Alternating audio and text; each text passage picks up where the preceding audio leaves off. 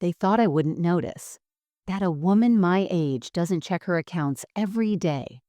That I wouldn't see the missing numbers, the silence where my future used to be. My name is Evelyn Carter, and I'm 72 years old, a widow, a retired school librarian, and until a few days ago, someone who believed the people she loved would never deliberately hurt her. I live in a small cedar shingled house in coastal Oregon, surrounded by the smell of salt water and the stubborn cry of seagulls. The place isn't much to look at from the outside, but it's mine. Paid off, comfortable, quiet. Every piece of furniture in it has a story and every drawer is in order. I like order. I've lived a careful life, never buying more than I could afford, always setting a little aside for the future. It wasn't easy after my husband, Mark, died 14 years ago. He'd left me his pension and a modest life insurance policy, but I knew that money had to last me the rest of my life. So I planned, saved. I built up a retirement account that was my safety net, the one thing that let me sleep at night. Last Sunday morning started like any other. Coffee in my favorite chipped mug, the one my grandson painted when he was 6. The paper folded beside me, a beam of pale light slipping through the kitchen curtains. I sat at the table, opened my laptop, and typed in my bank's website. I had a habit of checking my balances once a week. It wasn't about distrust. It was about reassurance, that quiet click of confirmation that everything was where it should be.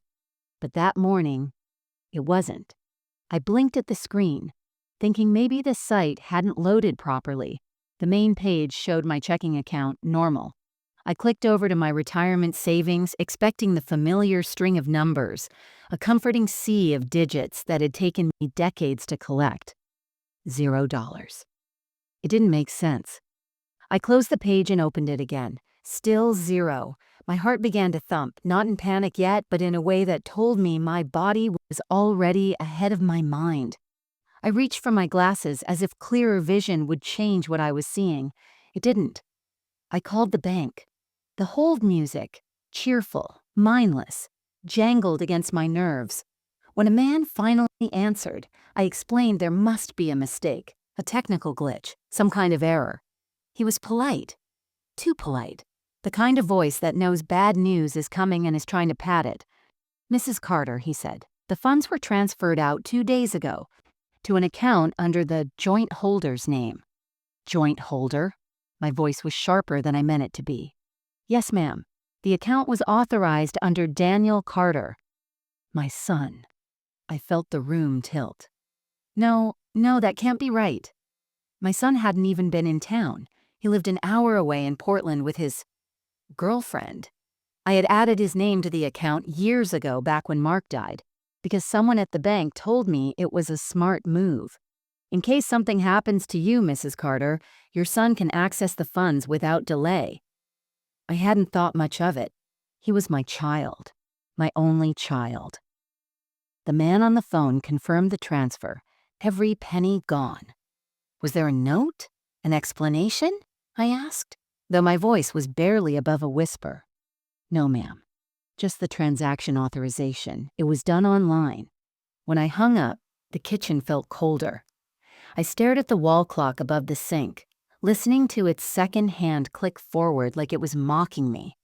Every tick sounded like money I couldn't get back. I tried calling Daniel.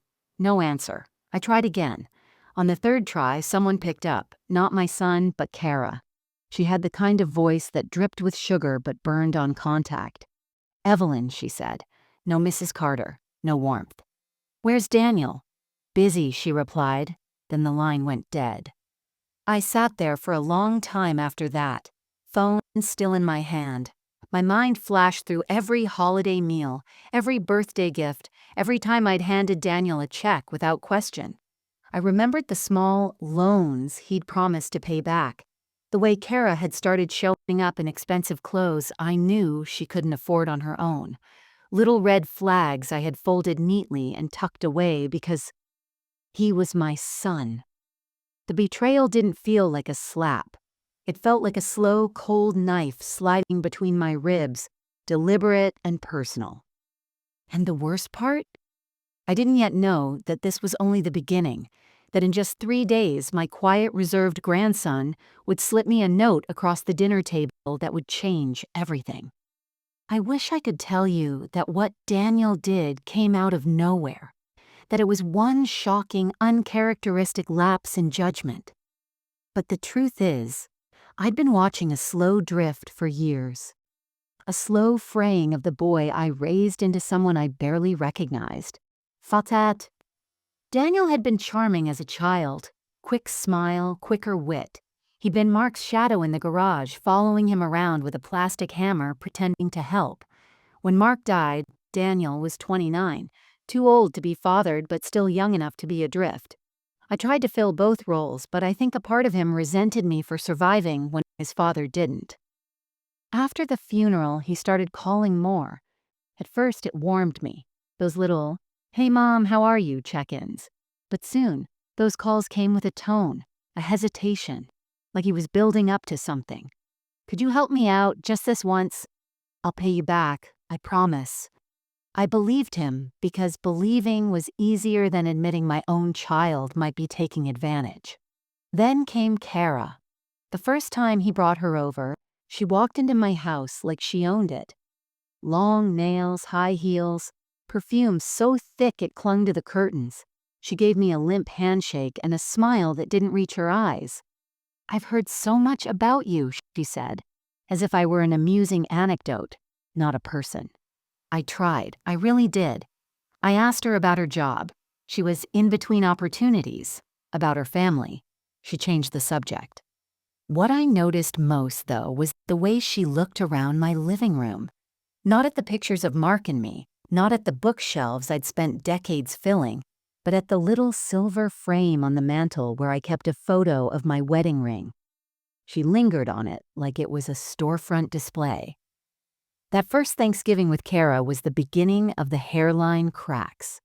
She didn't offer to bring anything, didn't help set the table, and made a joke, half smile, half snicker, about how, "It's cute you still use china." Daniel laughed. My Daniel. When I brought out the pumpkin pie, she was on her phone, scrolling. I remember thinking that she seemed bored, like we were all characters in a play she hadn't chosen to watch. In the months that followed, Daniel's requests became larger. His truck needed repairs. Kara's medical bills weren't covered. They had an investment opportunity that was too good to miss. I dipped into my savings a few times, telling myself it was temporary. But little withdrawals have a way of becoming habits. And habits, when fed, grow bold. It was Luke, my grandson, who first made me notice the quiet shifts. Luke was 13 now, tall for his age, but with that slightly hunched posture kids get when they've shot up faster than their confidence. He came to stay with me every other weekend, lugging his backpack and a duffel bag that always seemed too light, like he never brought much from his father's house. Luke wasn't loud like his dad had been at that age. He watched more than he spoke. His eyes would follow conversations, not in a nosy way, but like he was filing everything away. Sometimes I'd catch him glancing at my laptop screen while I checked my email or my bank accounts, and he'd quickly look away. A month before the account was emptied, Luke had been sitting at the kitchen counter while I paid a few bills online. "You check that a lot," he'd said, nodding toward the screen. "I like to know where I stand," I replied. "Yeah," he said slowly. "That's smart." His tone was odd, half compliment, half something else I couldn't place. I thought about it later, wondering if he'd been trying to warn me even then. The last time I saw Daniel before the money disappeared, he was in a rush. He'd stopped by to pick up a box of things from the garage. Kara stayed in the car, engine running. He hugged me, but his eyes didn't linger. "You okay, Mom?" he asked, almost absently. "I'm fine," I said. "Good. Listen, I might not be around much. Kara and I have a few trips coming up." Trips. Plural. No details, no invitation. When he left, I stood at the window and watched the taillights fade. A knot of unease had settled in my stomach, but I pushed it away. I told myself I was imagining things, that my son was busy, that life changes people, that I had no right to expect him to be the same boy who once brought me daisies he'd picked from the neighbor's yard. I didn't know it yet, but that conversation was the last normal one we'd have before everything unraveled. And when it did, the person who would change the outcome wasn't the man I raised. It was the boy I was quietly helping to raise. I didn't sleep that night. I lay in bed with the sound of the waves crashing against the distant shore, a sound that usually comforted me. That night, it was relentless, each break on the rocks reminding me of the number I'd seen on my account, 0. I replayed every conversation with Daniel over the past year, trying to stitch together the moment I'd missed the warning. It was like examining an old quilt, searching for the loose thread that had been there all along. By morning, I knew I had to do something, even if I didn't know what. The bank had already told me the facts, but facts don't comfort you when they're delivered like a verdict. I called again anyway, hoping for a different answer.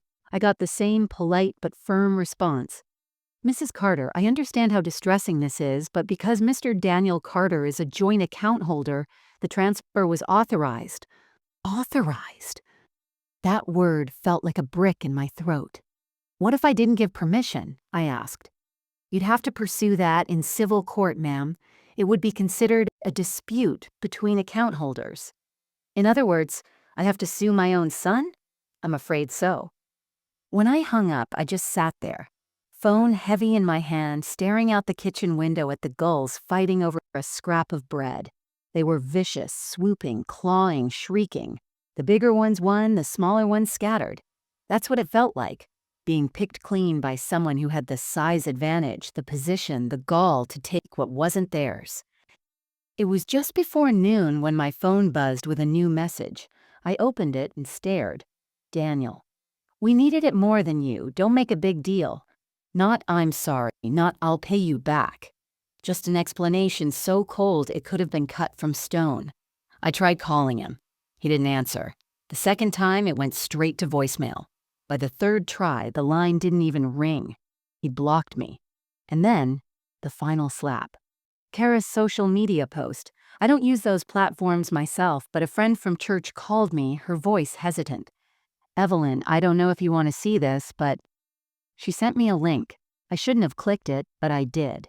And there they were, Daniel and Kara, posing on a white sand beach, sunglasses on, tanned skin, drinks in hand. Kara's caption read, "Living our best life. No worries, no limits. #blessed, #paradise." The comments below were full of heart emojis, fire emojis, and praise from people who didn't know, or didn't care, where the money came from. My money. Decades of work of saying no to myself so I could say yes to the future. That afternoon, I called my lawyer, Mr. Grant, a patient man who'd handled Mark's will after he passed. When I told him what happened, there was a pause. "I'm sorry, Evelyn," he said, "but with his name on the account, this will be difficult. Unless you can prove he acted under false pretenses, it's a civil matter. And even then, it'll take months, maybe years to resolve. By then, the money will be gone." "Yes," he admitted quietly. We talked about removing Daniel from any remaining accounts, changing my will, locking down access to my home. It was like fortifying the barn after the horse was already gone, necessary but too late to prevent the loss.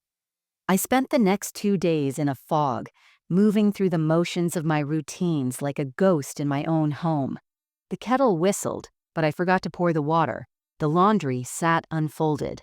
At night, I sat in my chair by the window, watching the streetlights flicker on, wondering if Daniel would ever feel the weight of what he'd done. Ding. It was on the third evening, Friday, that Luke came over for dinner. I almost canceled. I didn't want him to see me like that, brittle and worn thin, but something in me needed his company. Needed someone who wasn't pretending I didn't exist. We ate quietly. Macaroni and cheese, his favorite. He didn't talk much, but he kept glancing at me.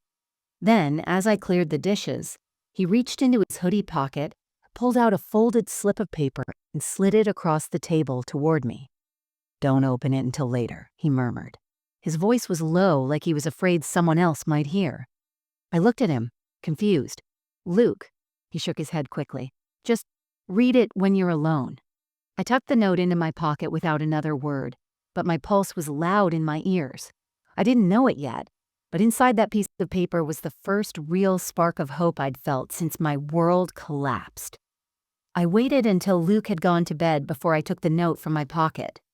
I sat at the kitchen table, the house dark except for the pool of light spilling from the overhead fixture. My hands hesitated on the folded paper, the way they had when I'd opened my husband's last letter years ago, bracing for whatever truth it might hold. Inside, in Luke's neat, blocky handwriting, were 7 words. "Don't tell anyone. I got it back." I stared at the words so long the edges of the paper began to blur. Got it back? What did that even mean? Surely he couldn't be talking about the money. That was impossible. A 13-year-old boy couldn't have undone what the bank said couldn't be undone. My first thought was that he was joking or maybe just trying to make me feel better. But then I remembered the way he'd been watching me for weeks, the way he'd noticed how often I checked my accounts, the way he'd gone quiet whenever Daniel's name came up, the night he'd commented, "That's smart," with that strange tone I couldn't place. I tucked the note into my wallet and tried to sleep, but my mind spun. The next morning, over breakfast, Luke was calm. Too calm. He buttered his toast like we were any other grandmother and grandson on any other Saturday. I wanted to ask him outright, but something in his eyes stopped me. They weren't scared exactly, but they were alert. Like he was holding something fragile and dangerous inside him, and one wrong move would shatter it. After I dropped him off at his mother's later that day, I sat in my driveway for a long time, thinking about what to do next. I didn't have to wait long for the answer. Sunday evening, my phone rang. Daniel's name lit up the screen. Against my better judgment, I answered. "What did you do?" His voice was a whip crack. "Hello to you too," I said evenly. "Don't play dumb, Mom. Our accounts are frozen, the cards declined, and Kara's furious. You think you can just mess with me like this?" I blinked. "Daniel, I have no idea what you're talking about." "The hell you don't. The money, our money, is gone. You think you're smart, but you don't know who you're dealing with." "Our money?" The words made my jaw tighten. "It was never your money, Daniel," I said, my voice low. "And you're the one who doesn't know who you're dealing with." There was a beat of silence on the line. Then he cursed, said something about getting a lawyer, and hung up. I set the phone down slowly, my mind racing. Luke. It had to be Luke, and whatever he had done, it had worked, at least for now. The next day, I decided I couldn't tiptoe around it any longer. I drove to Luke's school just before lunch and signed myself in at the front office. He looked surprised to see me, but when we sat down at a quiet table in the courtyard, his eyes darted around like he was checking for eavesdroppers. "You're in trouble, aren't you?" I asked quietly. He shook his head. "No, they are." I leaned in. "Luke, what did you mean by, I got it back?" He glanced around again, then said, "I heard Dad and Kara talking about the transfer.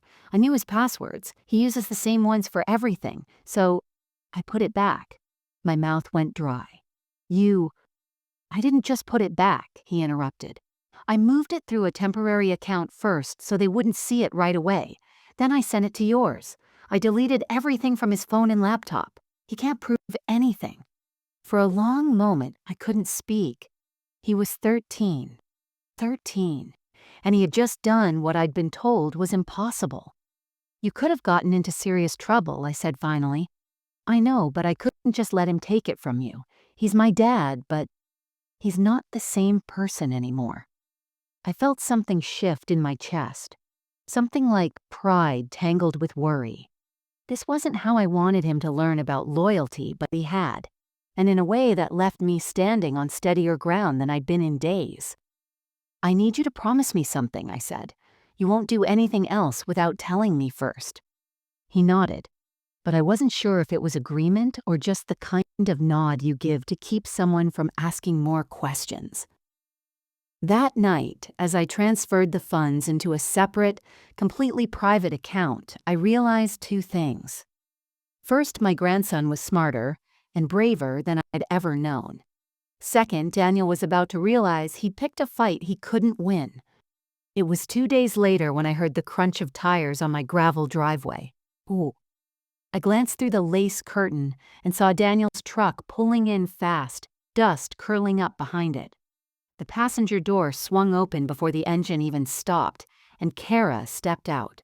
She stayed by the truck, arms crossed, sunglasses on despite the overcast sky. Daniel slammed his door and started toward the porch, his face already tight with anger. I didn't move. If I've learned one thing in 72 years, it's that sometimes the most powerful thing you can do is wait for them to come to you. He didn't knock, just threw the door open like it was still his home. "Where is it?" he barked. "Hello, Daniel," I said evenly, not looking up from the tea I was pouring. "Would you like some Earl Grey?" "Don't play games with me, Mom. The money's gone, our accounts are frozen, and Kara—" He stopped, glancing over his shoulder toward the window. "We're in a mess because of you." I set the teapot down with deliberate care. "The money you took was mine. It's back where it belongs." His mouth twisted. "Don't start with that mine stuff. You don't need that kind of cash just sitting there. We needed it. We're building a life, and you—" He jabbed a finger toward me. "You're just hoarding it." I stood then, slow and steady. "Daniel, I spent 40 years building that savings. It was my safety, my independence, and you didn't ask, you just took." His jaw worked. "You've never understood. I've had to scrape my whole life while you sit here comfortable." "That's not true," I said quietly. "I worked. I saved. I went without so I wouldn't have to beg anyone, not even my own child, for help." Kara appeared in the doorway then, leaning against the frame like she was bored. "This is ridiculous. Just give it back and we'll leave." I looked her over. Designer handbag, new coat, nails painted the kind of glossy red you can't get for less than $50. "Give what back?" I asked mildly. "I have nothing of yours." Daniel took a step closer, his voice dropping. "If you think you can turn Luke against me, you're making a mistake. He's my son." I felt the muscles in my back tighten, but I kept my voice calm. "I'm not turning him against you. You're doing that all on your own." His nostrils flared, and for a second I saw something raw in his expression. Panic, maybe. Then he straightened, put his hands on his hips. "Fine. If you won't help us, don't expect to see Luke again." That hit me like a slap, but I didn't let it show. "You'd punish him to punish me? That's low, Daniel, even for you." Kara gave a little laugh, sharp, humorless. "Let's go." She's not going to budge. They turned to leave, Daniel muttering under his breath. I stood in the doorway and watched them cross the yard, the wind whipping Kara's hair into her face. As they climbed into the truck, I caught a glimpse of her expression without the sunglasses, a flash of worry before she turned away. When the truck finally disappeared down the road, I locked the door and leaned against it, letting out the breath I'd been holding. They were desperate now. That made them dangerous, but it also meant they were losing control. I went straight to my desk and made a list. Remove Daniel from any remaining joint accounts.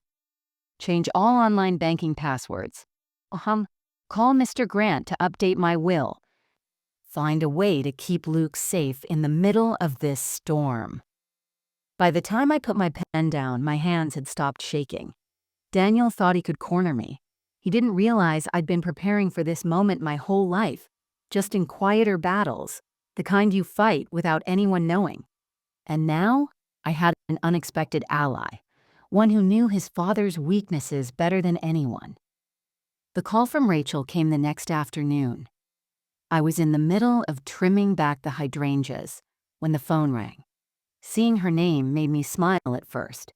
Luke's mother had always been polite with me, even after her divorce from Daniel, but the tone in her voice this time was sharp, clipped. "Evelyn, I just got off the phone with Daniel," she said without preamble. "He's saying you're trying to turn Luke against him. He claims you've been filling his head with lies." I let out a slow breath. "Rachel." I haven't said a single bad word about him to Luke, not one. He knows what he knows because he's lived it. There was a pause on her end. That's what I figured. I just wanted you to hear it from me before it gets around. He's angry, and Kara's egging him on. I glanced toward the house where my laptop sat open on the kitchen counter. I've already had a visit from them, I said. They made it clear what they want. I made it clear they're not getting it. Rachel gave a small, humorless laugh. Good, you're tougher than he realizes. But be careful, Kara's been posting things online. And what kind of things, I asked. Little digs, cryptic stuff. She put up a picture of an old woman holding a bag of money with the caption, "Some people don't know when to share. I think it's meant for you." It was childish, but it still made my skin prickle. Not because I cared what Kara thought. God knows I'd lived long enough to grow immune to petty people. But because I knew posts like that were bait. She was testing the waters, trying to turn mutual acquaintances into their audience, make me the villain in their little drama. Let her post, I said finally. Every time she opens her mouth, she shows more of who she really is. Rachel sighed. I'll keep Luke out of their mess as much as I can. But he told me you got the money back. Is that true? I hesitated, thinking of the slip of paper Luke had given me, the defiant way he told me what he'd done. Yes, I said quietly, but I don't want Daniel to know how. Rachel's voice softened. Don't worry, I won't breathe a word. After we hung up, I went back to the hydrangeas, snipping away the dead blooms with more force than was necessary. The wind had picked up, carrying the scent of salt from the coast, and for a moment I just stood there, letting it clear my head. When I went back inside, I opened my laptop and began closing every open door Daniel might still have access to. I removed his name from my utility accounts, called the credit card companies, even changed the passcode to my garage door opener. If I could have changed the locks on my memories, I would have done that too. That night, I saw Kara's latest post. A photo of her and Daniel at some restaurant, wine glasses raised, her caption reading, "Some people just don't understand family loyalty." The comments were full of the usual supporters, but one in particular stood out. Someone I didn't know had replied, "Funny, thought loyalty went both ways." I smiled. The cracks were starting to show, even in their curated little world. But I also knew this wasn't over. Desperate people don't back down, they double down. And sure enough, the next morning, I found out exactly how far Daniel was willing to go. It started small. A neighbor, Mrs. Palmer, stopped me at the mailbox one morning with that careful, pitying expression people use when they think you're too fragile for bad news. I ran into Daniel at the grocery store, she said. He seemed upset, said you'd been treating him unfairly. I didn't know what to say. I thanked her and walked away before she could finish. That was the thing about gossip. It didn't matter if it was true. Once it was out there, it grew legs. By the end of the week, I was hearing the same story from 3 different directions. I'd cut Daniel off without warning, I'd taken back money I'd promised him, and my personal favorite, Kara's claim that I was losing my grip and making reckless financial decisions. The irony of her saying that after what she'd done was almost funny. Almost. Then the phone calls started. People I barely knew, acquaintances from church, old coworkers, reaching out just to check in.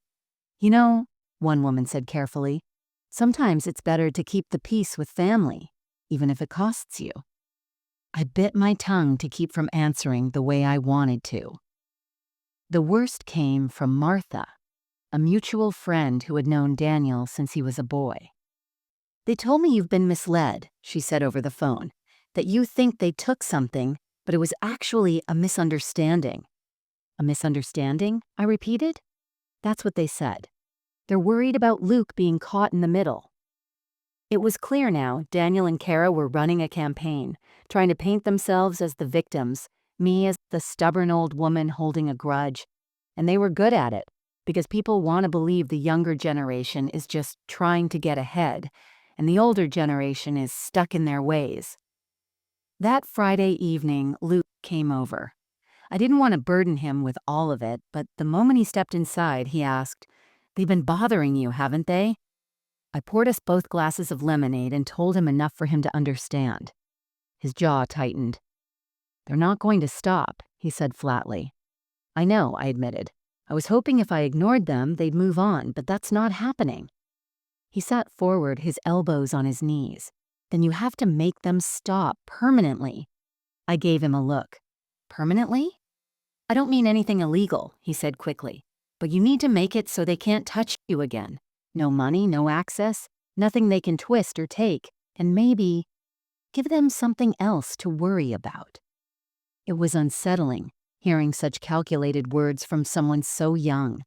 But then I thought about what he'd already done, how he'd slipped through the cracks of his father's arrogance and handed me back my future. Luke wasn't naive. He'd been living with Daniel's chaos for years.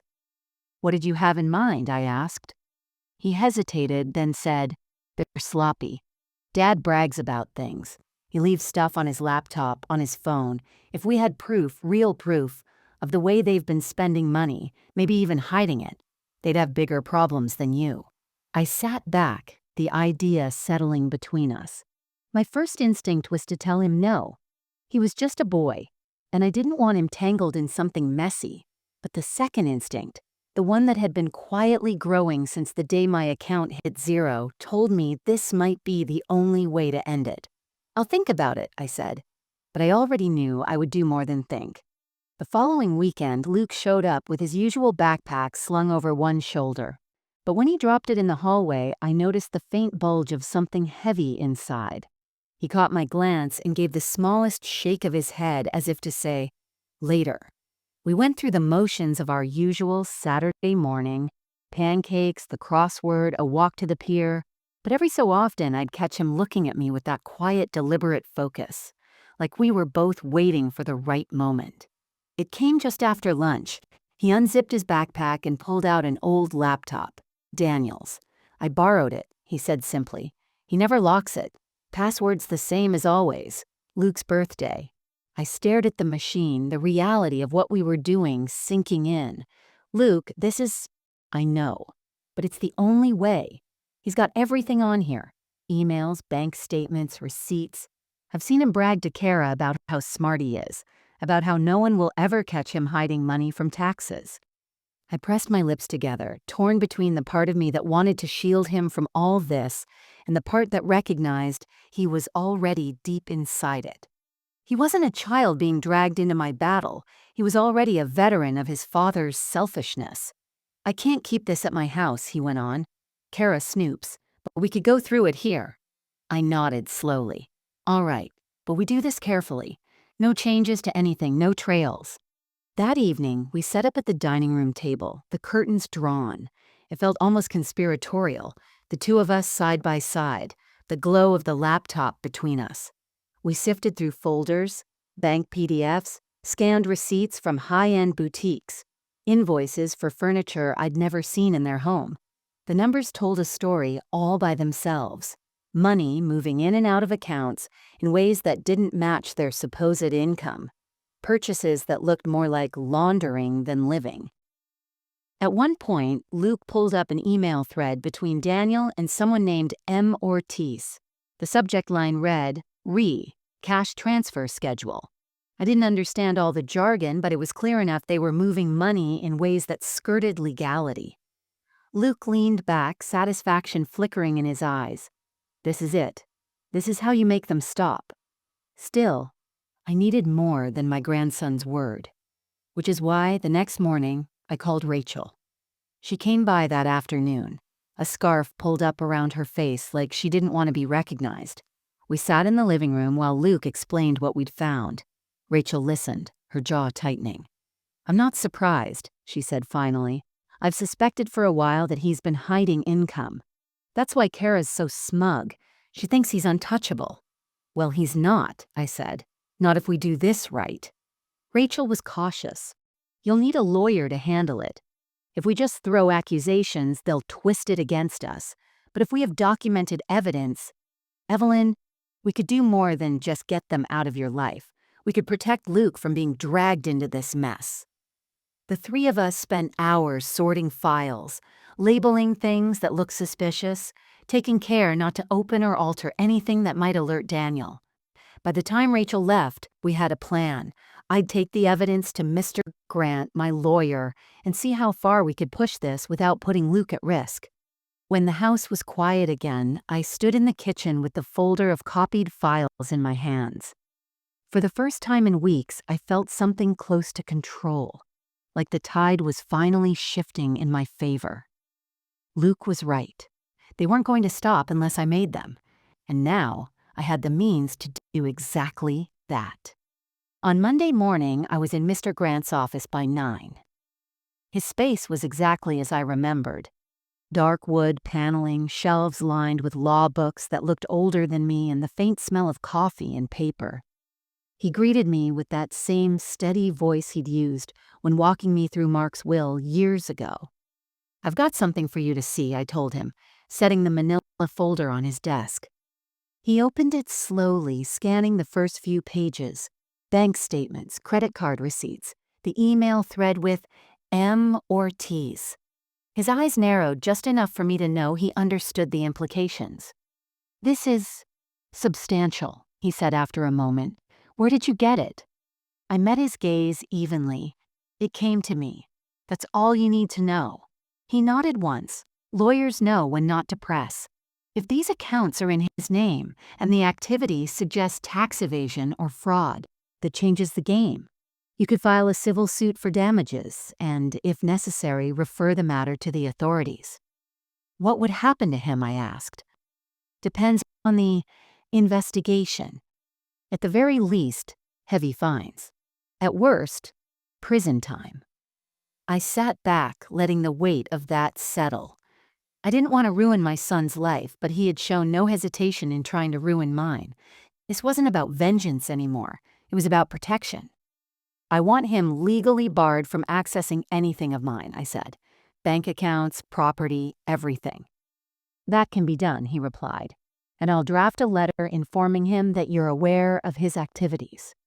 Sometimes the threat is enough to make someone back off." I left the office with a copy of that letter in my purse. It was direct, formal, and utterly cold. Exactly what Daniel would hate. That evening, I sent it by certified mail. I didn't have to wait long for the reaction. 2 days later, my phone lit up with a string of missed calls from Daniel. I ignored them. Then came the text. "You have no idea what you're doing." An hour later, Kara posted a photo of herself with the caption, "Some people should remember who's really in charge." But something about it was different this time. Her smile didn't reach her eyes. And the comments were thinner than usual, a few even questioning their sudden silence about their big projects. By the weekend, I heard from Rachel that Daniel had been on edge, snapping at Luke, making late-night phone calls, pacing the house. Kara apparently had been unusually quiet. The cracks were widening. When Luke came over that Saturday, he noticed my expression right away. "They're scared, aren't they?" he said. "Not scared enough yet," I replied, "but they will be." By midweek, the change was visible. Not in my home. Mine stayed as calm and steady as it had been before all this started, but in the ripples spreading through Daniel and Kara's carefully constructed image. It started with small things. A photo of them at a downtown wine bar usually met with a chorus of likes, had just a handful of comments. One of them read, "Didn't you say you were in Cabo?" Another, "Hope you're paying your tab this time." The post disappeared within hours. Then I got a call from Martha, the same mutual friend who'd parroted their misunderstanding story weeks earlier. "Evelyn," she said, her voice low. "I don't know what's going on, but people are talking. Someone mentioned the words fraud, an investigation." I simply said, "Sometimes the truth gets out on its own," and let the silence do the rest. Rachel, ever my quiet ally, confirmed that Daniel had been making frantic phone calls to old friends, people he thought might still lend him money. "But word travels fast," she said. "They're all suddenly busy when he asks to meet." Even Luke noticed it. "Dad's mad all the time now," he told me one afternoon. Kara's been yelling about needing a new plan. I think they're scared that they'll lose everything. I didn't smile at that, though I wanted to. Fear was leverage, but only if you used it before desperation made someone reckless. That night, I sat at my kitchen table with a cup of tea, staring at the folder Mr. Grant had returned to me after making copies for his files. Every document was in order, every piece of proof tucked neatly into place. It wasn't just about defending myself anymore. It was about ending this cycle so completely that neither Daniel nor Kara would ever see me, or my accounts, as a target again. The opportunity came sooner than I expected.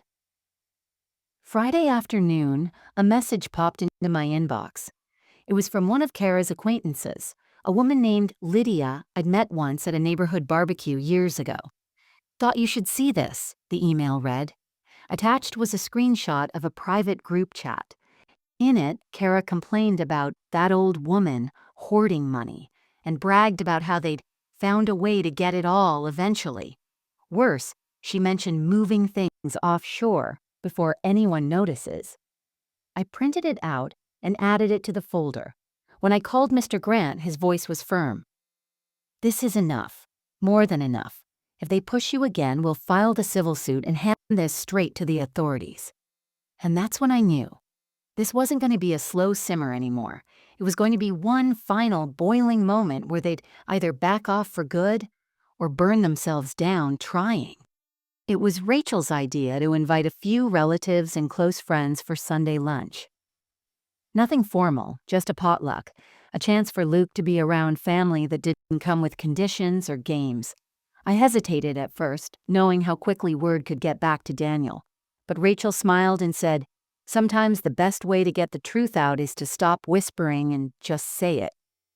The day was bright but cool, so we sat up inside. Long folding tables pushed together in my dining room, plates of roast chicken, potato salad, cornbread. People trickled in with covered dishes, greeting me with the polite warmth of those who've heard rumors but aren't sure which ones to believe. I was halfway through setting out the lemonade when I heard the crunch of tires on the driveway. A moment later, the door opened and there they were, Daniel and Kara, standing in my entryway like they owned the place. Daniel's jaw was set, Kara's smile brittle. "Mom," Daniel said, voice loud enough for everyone to hear, "we need to talk now." I didn't miss the way conversation quieted around the room. I glanced at Rachel, who gave me the smallest nod. "We can talk here," I said. Daniel took a step forward. "You've been spreading lies about us. You've turned people against us. And you've been interfering with our accounts." There was a flicker in the crowd, people leaning in, ears tuned. I picked up the folder from the buffet table, held it casually at my side. "I haven't told a single lie, Daniel, but since you've brought it up..." I opened the folder and pulled out the letter Mr. Grant had written, then a few printed screenshots from Kara's group chat. Kara's cheeks flushed instantly. "That's private," she began, but I cut her off. "This," I said, holding up the letter, "is from my lawyer. It details exactly how you took my retirement savings without consent. And this," I raised the screenshots, "shows Kara discussing moving money offshore before anyone notices." A murmur rippled through the room. Someone near the back actually gasped. Daniel's voice went sharp. "You have no right." "I have every right," I interrupted. "You came into my life, into my accounts, and decided what was mine should be yours. That ends today." Kara stepped closer to him, but her hands were fidgeting with the strap of her purse. She glanced at the faces around the table, people who used to smile at her, now staring with open suspicion. "You think this will scare us?" Daniel said, but there was something new in his voice now, uncertainty. "I don't need to scare you," I replied. "All I need to do is hand this to the proper authorities. And if you ever try to touch my accounts or involve Luke in your schemes again, I will." For a moment, no one moved. Then Rachel cleared her throat and said to the room, "I think we've all heard enough." Daniel's gaze darted from me to the onlookers, to Kara, whose face had gone pale. Without another word, they turned and walked out. The door closed behind them with a finality that felt heavier than wood. Around me, conversation started again, low, buzzing, but I didn't hear any of it. I was watching Luke, who was standing in the corner, a faint smile of relief on his face. For the first time in weeks, I felt the weight lift. The day after the confrontation, I sat in Mr. Grant's office again. He didn't waste time with pleasantries. He slid a stack of documents across the desk. "This will remove Daniel from any legal or financial connection to you," he said. "And this," he tapped another folder, "is your updated will. It names Luke as the sole beneficiary, with the funds placed in a trust he can't access until he's 25. I signed every page without hesitation. When it was done, I leaned back and exhaled. "So, that's it." "That's it," he confirmed. "They can't touch you now, and if they try, they'll be walking into a legal minefield." On my way home, I stopped at the bakery Luke liked and bought a small box of lemon bars. He was waiting on the porch when I pulled up, backpack slung over one shoulder. "How'd it go?" he asked. "It's all handled," I told him. "You're safe. I'm safe." He nodded, but I could see the tension leaving his shoulders. I handed him the lemon bars, and his smile, bright, unguarded, was worth more than any bank balance. That evening, as I sat by the window with a cup of tea, I thought about everything that had happened. The betrayal still stung.